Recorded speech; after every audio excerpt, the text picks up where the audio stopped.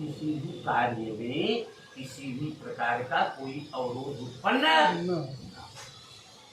अब वहां से जो भी गणेश की जब पूजा हम करते हैं तब ये चौकी पे कुल देवी के रूप में, कुल देवी मतलब जैसे गांव की भाषा में लोग कहते हैं घर के देवता ललाएं भगवान की पूजा।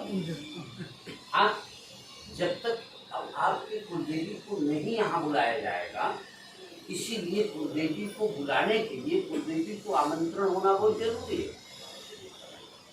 जैसे घर का भाई है आपका, अगर उनसे आप रिक्वेस्ट नहीं करोगे तो वो कतई आने वाले नहीं। पड़ोसी तो आ सकते हैं, देवता आ सकते हैं, लेकिन वो मनुष्य है ना, इसलिए आने के लिए तत्पर नहीं होगी। तो कुलदेवी का ध्यान करना जरूरी है।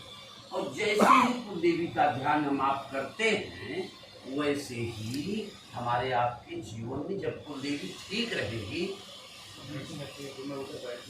कुलदेवी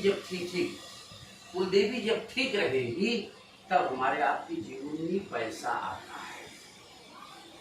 और पैसा आने के लिए जैसे अब आपसे ये कहा जाएगा कि लक्ष्मी का वाहन क्या है, तो क्या बताएंगे? ये तो कार्तिकेय का वाहन है। लक्ष्मी का वाहन है, कई वाहन लक्ष्मी के होते हैं। जैसे हम आप 2 व्हीलर भी रखते हैं, 4 व्हीलर भी रखते हैं, तो कब कौने गाड़ी से चला जाए तो पता नहीं जाना।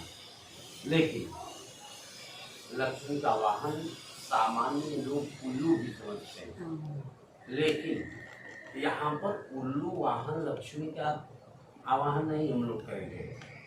यहाँ पर हम लोग गरुड़ वाहिनी लक्ष्मी का आवाहन करेंगे। गरुड़ वाहिनी लक्ष्मी जी में इतनी ताकत रखती है, जैसे उल्लू पर बैठ करके जब लक्ष्मी जी आती है ना, तो महीने में 30 दिन होता है। 20 दिन में पता चला पैसा तो करोड़ों आया, लेकिन 25 दिन में खाली हो गया।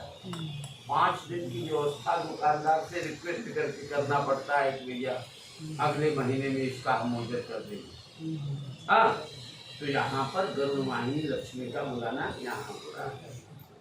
और व्यक्ति के जीवन में जैसे नींद कम आना या स्वास्थ्य की विपरीतता, स्वास्थ्य की प्रतिकूलता या कमाई धमाई की कमी या पुरुषों का या महिलाओं का स्वास्थ्य में दिक्कत यदि होता है तो वास्तु के नाते भी दिक्कत बनती है।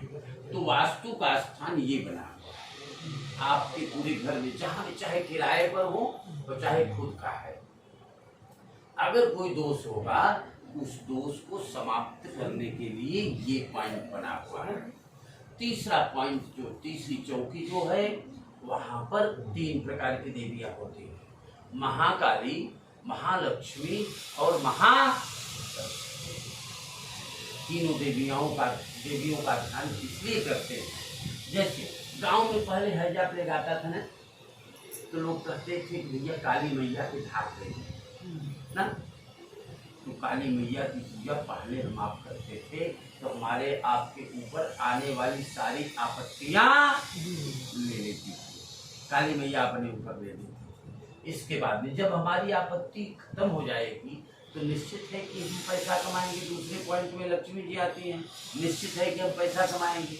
और पैसे की गर्मी पंखा चलाने से नहीं कम होता है। पैसे की गर्मी इतना सनक कर देता है कि कहने लायक नहीं। पैसे की गर्मी सरस्वती कम करती है। अगर आपके पास सद्विचार रहेगा, आपके पास ज्ञान रहेगा, तब पैसे की गर्मी होती है। ज्ञान का मतलब अगर आपके पास ज्ञान है तब आप धर्म से जुड़ेंगे, और जब धर्म से जुड़ेंगे तभी आपका विजय। हमारे आपके जीवन में ये बात ऐसी बात नहीं होनी चाहिए कि जैसे टैक्स गवर्नमेंट का तो हर महीने जमा करते हैं, हर वर्ष जमा करते हैं, लेकिन भगवान का टैक्स नहीं। गवर्नमेंट का टैक्स नहीं जमा करेंगे तो आपके पास नोटिस आ जाएगा, एक बार नहीं बार बार आएगा। लेकिन भगवान का टैक्स नहीं जमा किए रहेंगे तो आपको नोटिस तो नहीं भेजेंगे, लेकिन किसी न किसी रूप में आपको संकेत देंगे। अगर छोटे से संकेत में आप समझ जाओगे तो आप उनका टैक्स देना शुरू कर दोगे तो आपको बेनिफिट मिलना चालू हो जाता है। इसके बाद में हम आप सारे लोग नवग्रहों से आच्छादित है, नवग्रहों के प्रभाव से आच्छादित है। सूर्य यदि गड़बड़ रहता है तो व्यक्ति के अंदर तेज कम आता है। चंद्रमा यदि गड़बड़ रहता है तो मन की एकाग्रता नहीं होती। मंगल यदि गड़बड़ रहता है तो व्यक्ति को रक्त से संबंधित रिलेटेड दिक्कतें बनती है। आपकी कुंडली में मैंने देखा था मंगल ग्रह गड़बड़ है। इसको मैंने आपको आपसे बात करने से पहले ही बताया था कि मंगल ग्रह के नाते रक्त से रिलेटेड दिक्कतें बनी हुई हैं और वही भी सच हुआ। समझ में आता कि अब बुध ग्रह ये व्यक्ति को का मजबूत रहता है तो विचार बहुत अच्छे आते हैं, व्यापारिक दिमाग होता है। आपका बुध ग्रह बहुत बोल्ड है, बुध ग्रह बहुत बोल्ड है, इसलिए दिमाग हर समय कुछ न कुछ पैसा कैसे अर्निंग कैसे बढ़ेगा ये दिमाग चलता रहता है। और बृहस्पति ग्रह ही आपका एकदम क्लियर, लेकिन बृहस्पति ग्रह क्लियर तब होता है जब व्यक्ति को ऊपर बढ़ने की, जैसे आज 10 रुपए कमाया आपने तो कल 11 हम कैसे कमाएंगे ये विचार आपके अंदर आता ही आता है। समझ में आता कि और शुक्र की बात होती है, शुक्र यदि सही रहता है तो वैवाहिक जीवन भी सुखमय होता है और मैरिज होने के बाद में व्यक्ति का ग्रोथ होने लगता। शनि यदि सही रहता है, शनि क्या है, जैसे साल भर में अगर आपने जो टैक्स हर महीने नहीं जमा किया है तो महीने की जो वित्तीय महीना होता है माने 31 मार्च तक सारा हिसाब किताब क्लियर करके टैक्स आपको जमा ही करना होगा। समझ रहे हैं ना? तो शनि अगर गड़बड़, क्योंकि शनि ग्रह को न्यायाधीश कहा जाता है, शनि ग्रह न्यायाधीश है। अगर शनि ग्रह सही है तो सब ठीक है, शनि ग्रह गड़बड़ है तो भी दिक्कत पैदा करता है। शनि ग्रह अगर गड़बड़ रहता है तो अपनी ही संपत्ति का उपयोग नहीं कर पाते हैं, शनि भी आपका गड़बड़ है। समझ रहे हैं? इसीलिए आपको पीपल के पेड़ की परिक्रमा करने के लिए मैंने कहा था। इसी शनि को अनुकूल बनाने के लिए आपको समुद्र में सामग्री डालने के लिए भी मैंने कहा था। उसको एक बार या 2 बार जो भी किया कुछ भी इसमें डिस्टर्ब। देखिए, यदा यदा यान्ति नरा हि जाह्नवी रुदन्ति पापानि वदन्ति चा प्रियम् अये कृतघ्ना नितराम नराधमा स्वयं समुत्पाद्य निहन्तु मुद्रिता। जब भी व्यक्ति किसी कार्य के लिए आगे बढ़ता है, जैसे हम आप गंगा स्नान करने के लिए जब आगे जाते हैं ना, जैसे ही कपड़ा निकालते हैं इतनी तेज ठंडी लगती है अब अंदर नहीं घुस पाएंगे। रुदन्ति पापानि वदन्ति चा प्रियम, हमारे आपके पाप रोने लगते हैं और अपनी भाषा में किसी किसी प्रकार की करते रहते हैं। समझ रहे? तो जैसे आपने एक बार तो किया, सिस्टम से किया, लेकिन दूसरी बार कोई पाप आपका अतिक्रमण करके आपको कोई सामान नहीं मिला या कोई कुछ नहीं करने की व्यवस्था दिया, लेकिन अगर उसमें व्यक्ति आगे सजग हो गया तो निश्चित उसको उद्देश्य परक कार्य करने का फल व्यक्ति को प्राप्त होता। अब राहु और केतु की बात आई। राहु आपकी कुंडली में और केतु आपकी कुंडली में काल सर्प योग भी बनाया हुआ है, इसके लिए भी मैंने चर्चा किया है। तो अभी इस वर्ष आपका ये महामृत्युंजय चल रहा है, वो बैलेंस बना देगा। अगले वर्ष नाग पंचमी के अवसर पर आपको ये पूजा भी कराना। समझ रहे हैं? अब रही बात वो नवग्रह की बात, वो देखो वहां पर चौकी दिखाई, क्षेत्रपाल की चौकी। क्षेत्रपाल की चौकी में क्या है? 49 पॉइंट। अब ये 49 पॉइंट कैसे है, क्यों है? जैसे आप के बैंक में वॉचमैन तो होगा, वॉचमैन का क्या काम है? माने कोई जो आ रहा है कहीं संदिग्ध व्यक्ति तो नहीं है, लेकिन ये देवताओं के वॉचमैन कहे जाते हैं, ये देवताओं के वॉचमैन कहे जाते हैं। और देवताओं के वॉचमैन आपको संकेत देते हैं, अगर उनको हम ध्यान अच्छे बताओ। वॉचमैन से अगर कोई झगड़ा कहेंगे तो अंदर जाए बैंक में।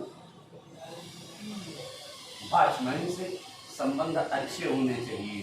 तो अगर देवताओं के वॉचमैन से संबंध अच्छे रहेंगे तो आपके पास देवताओं के ऊपर, देवताओं के द्वारा आने वाली असुविधा को आपको किसी न किसी रूप में संकेत दे देते। और ये दीपक क्यों जला रहे हो? दीपक सैटेलाइट का काम करता है। जैसे पूजा प्रारंभ हुई, आपने अपने लोगों को ये कहा कि वीडियो बना लो थोड़ा और फोटो खींच लो, कम से कम अपने लोगों को आप बताएं, लोग जानेंगे कि हाँ हमने महामृत्युंजय जप करवाया है ना। ये एक विटनेस का काम है। उन्होंने हाँ भैया हम देख रहे वीडियो, हम सुने रहे, फोटो देखे थे, उन्होंने प्रारंभ कर दिया है पूजा। ये जो कलश हैं, ये कलश के भी अलग अलग सिस्टम है। ये वरुण देवता है, ये आपकी पूरी, जैसे कभी कभी लोग कहते हैं ना, जैसे आप कोई बात कह रहे हो और आपकी बात पे भरोसा पिताजी नहीं कर रहे हैं, तो आप ये कहोगे पिताजी मैं जल लेकर के बोल रहा हूँ, मैं जो बोल रहा हूँ सच बोल रहा हूँ। पिताजी आप भले झूठ बोलते हो, लेकिन पिताजी तुरंत बिलीव कर लेंगे कि नहीं आप तुरंत सही बोलता होगा। ये जल भी एज ए विटनेस के रूप में है। समझ में बात आई? और इसके बाद में हम इसी में एक कलश आपका लक्ष्मी, वो जो कलश है वहाँ कार्नर पे, कार्नर पे जो है वो लक्ष्मी कलश है, वो लक्ष्मी कलश है। लक्ष्मी कलश का क्या काम होता है? लक्ष्मी कलश का मतलब कि गरुड़वाहिनी लक्ष्मी उसमें आकर के विराजमान हो जाएगी। सदैव नहीं आएगी, सदैव आएगी तो हम आप भयभीत हो जाएंगे, सूक्ष्म रूप में आकर के उसी में विराजमान हो जाएंगे। तो वो कलश समझ रहे ना।